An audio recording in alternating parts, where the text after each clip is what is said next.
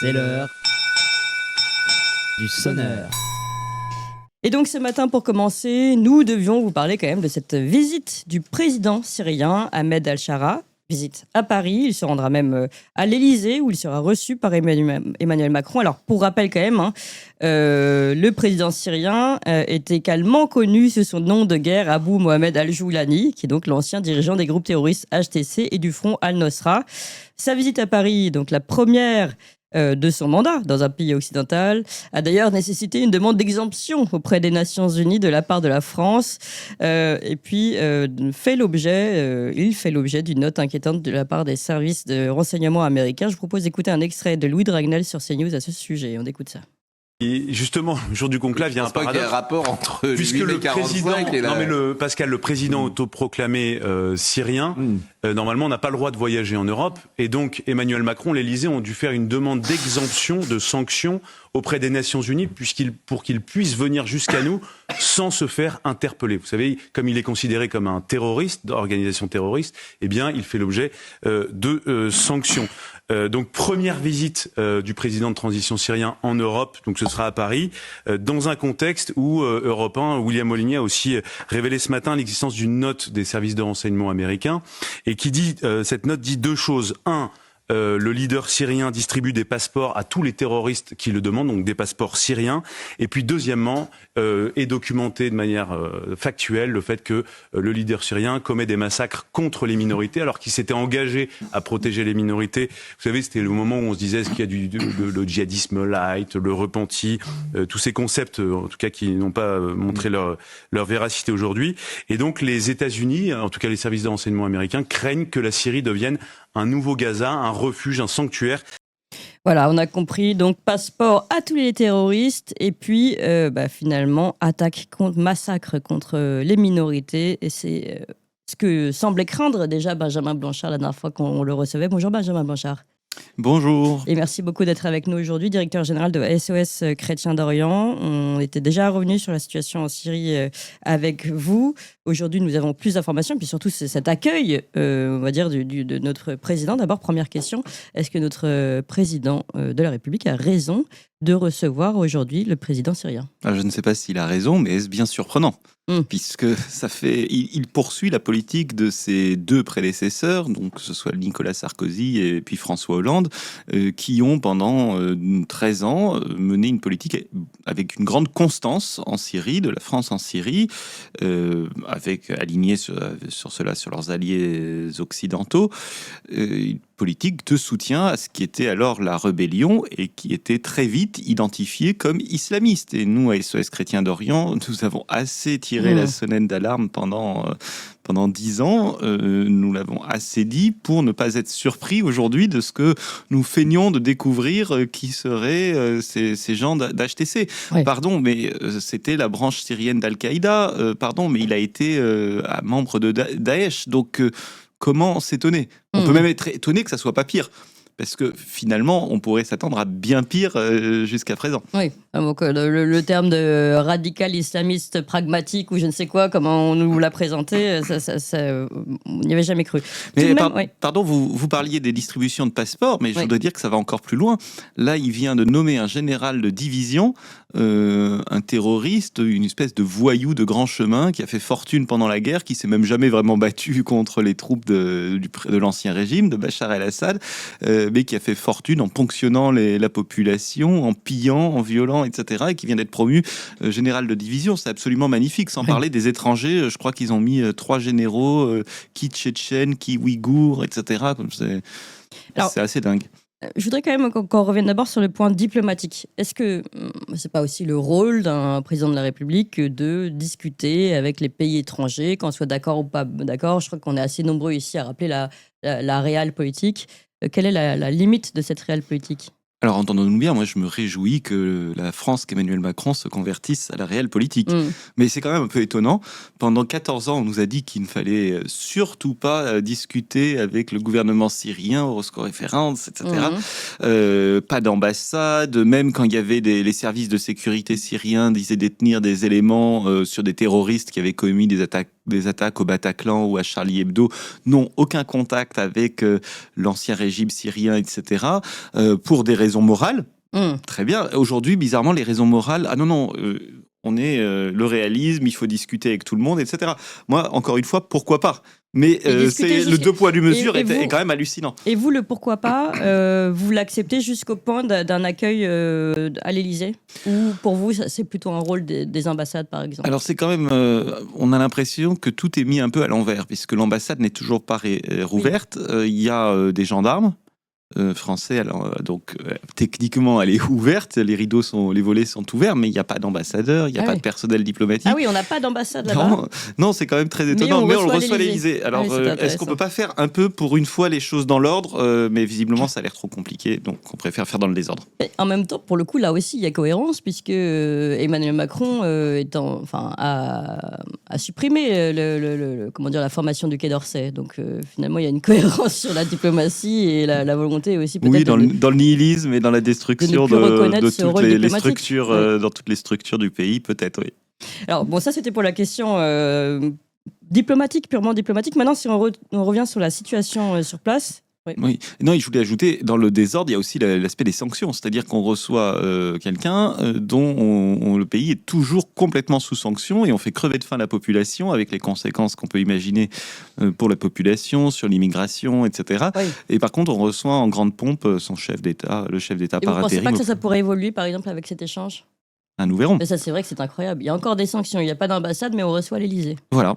C'est tout simplement stupéfiant et tout ça au lendemain de massacres, de combats. Est-ce que vous pouvez nous rappeler aussi la situation qui est extrêmement tendue en ce moment en Syrie ? Alors la semaine dernière, il y a eu sur les réseaux sociaux une vidéo qui est parue, soi-disant d'un druze, critiquant le prophète Mahomet, etc. Visiblement, c'était un faux, c'était une provocation, mais ça a suscité l'arrivée de combattants djihadistes dans des banlieues druzes de Damas, notamment à Jaramana, au sud-est de Damas, sur la route de l'aéroport. Il y a eu une dizaine de morts. Le lendemain, un des chefs des druzes a fait un appel à des protections internationales en disant qu'ils étaient en train de se faire massacrer. Immédiatement, Israël a répondu en bombardant des quartiers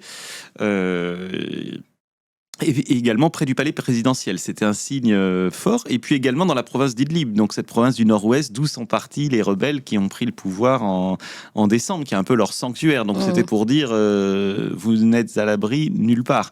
Et d'ailleurs l'aviation turque a fait mine de décoller, puis les avions ont immédiatement fait demi-tour. Donc ça montre bien qu'il n'y a personne qui a envie de se frotter avec Israël, premièrement, et que le gouvernement syrien, le régime syrien, ses alliés ne sont pas prêts à se mouiller trop pour lui. On les comprend, parce qu'Israël fait peur à tout le monde avec sa démonstration de force.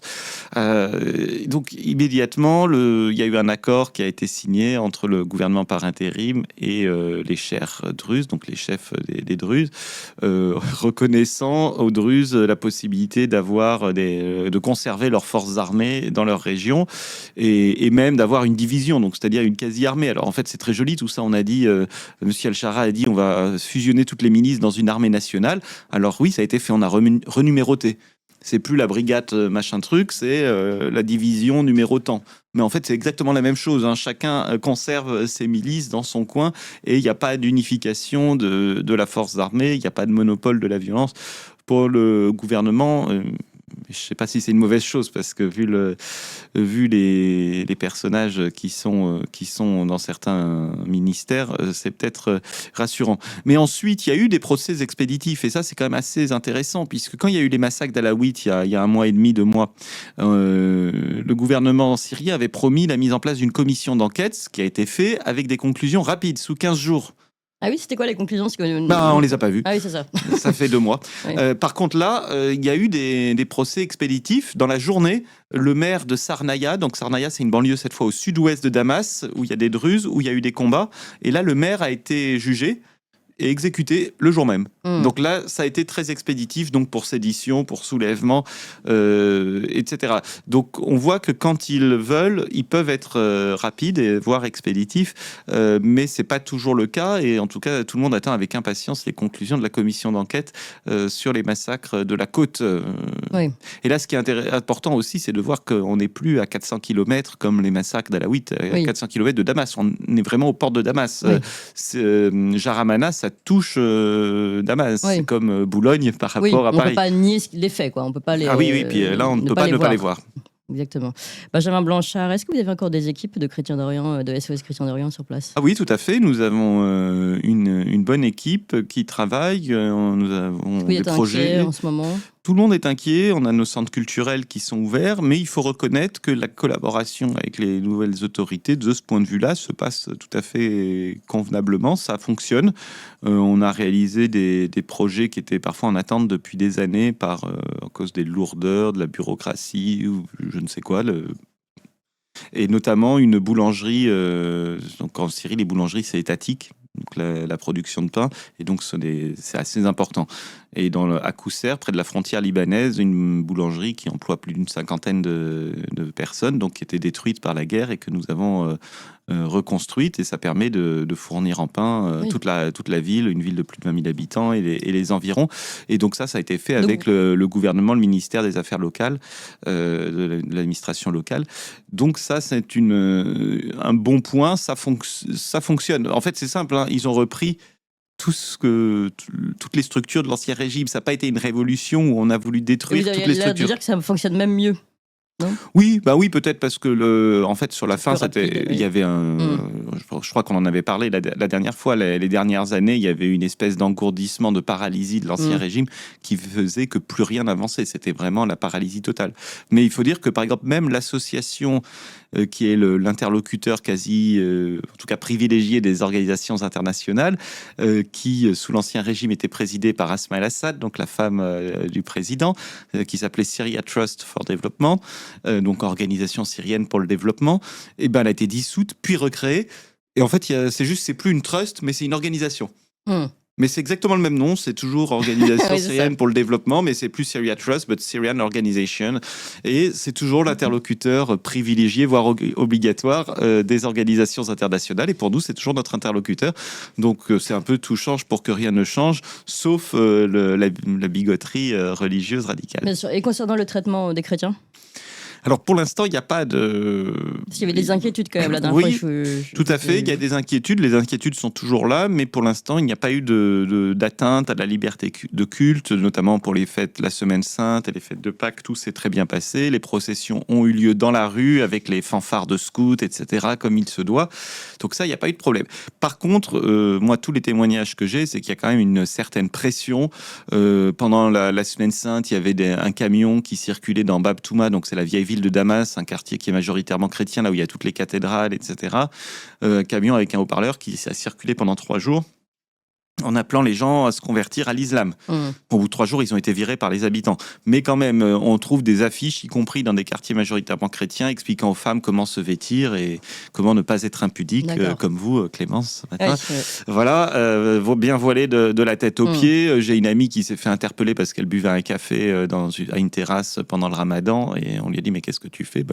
Pardon, je bois un café, c'est normal. Donc c'est pas mal de choses que les Syriens ne voyaient pas avant. Voilà, des pressions dans la vie quotidienne, mais qui sont pas encore à un point insupportable. Mais j'ai quand même une amie qui avait un haut poste dans l'université et qui a été... qui a perdu son poste. Elle est toujours enseignante, mais elle est plus doyenne parce qu'elle refusait de porter le voile. C'était une musulmane d'ailleurs. D'accord. Donc, pour le moment, on n'est pas encore arrivé au pire, mais vous restez vigilant sur cette question. Bien sûr, je crois qu'il faut rester vigilant quand on voit Alors bien sûr, on peut se satisfaire, et c'est la raison officielle de la réception de Sial Shara, c'est la formation d'un gouvernement dit, je cite, inclusif. Alors oui, il y a un ministre pour chacune des composantes de la société. Donc il y a un kurde, et puis les composantes religieuses, donc il y a un alaouite, un druze et une chrétienne. qui ont été choisis, pas forcément parce qu'ils sont représentatifs de leur communauté, parce que la dame, elle vivait à l'étranger, c'était une orthodoxe mais devenue protestante. Bon, voilà, on se demande un peu comment ils ont été choisis, mais surtout, ce gouvernement est doublé d'une commission pour une haute autorité indépendante pour la révision de... Et c'est quelque chose qui existait sous l'Ancien Régime, qui contrôlait complètement les ministères par derrière, et en fait, ils ont repris la même chose, et il faut voir que c'est un peu l'équivalent de la Commission européenne pour le Parlement européen, c'est celle qui décide de tout. Et là, le directeur de cette commission qui vient d'être nommé, c'est encore une fois un très proche de Ahmed al-Shara, qui est membre de HTC, etc. Donc ça laisse augurer de la liberté de mouvement des ministres. Un gouvernement de l'ombre finalement qui imposerait un peu ces lois. Merci beaucoup Benjamin Blanchard pour toutes ces explications. Merci Clémence Soudiukova. Je rappelle que vous êtes directeur général de SOS Chrétiens d'Orient. Et Tocsin continue. Chers amis, n'oubliez pas de vous abonner à la Gazette du Tocsin sur tocsin-media.fr/gazette. Vous savez, tous les jours, Valentin vous écrit dans votre boîte mail, vous recevez le meilleur de la matinale. C'est un courriel, donc impossible à censurer par le système. C'est condensé, c'est fait pour ceux qui n'ont pas le temps ou qui préfèrent lire, tout simplement. C'est aussi une version courriel qui peut être partagée. C'est spécialement conçu pour être transféré en un clic. Bref, c'est la version efficace pour pouvoir diffuser au mieux nos idées et les véritables informations. Pour recevoir gratuitement la Gazette tous les soirs, inscrivez-vous donc tout de suite sur tocsin-media.fr/gazette, tocsin-media.fr/gazette. À bientôt.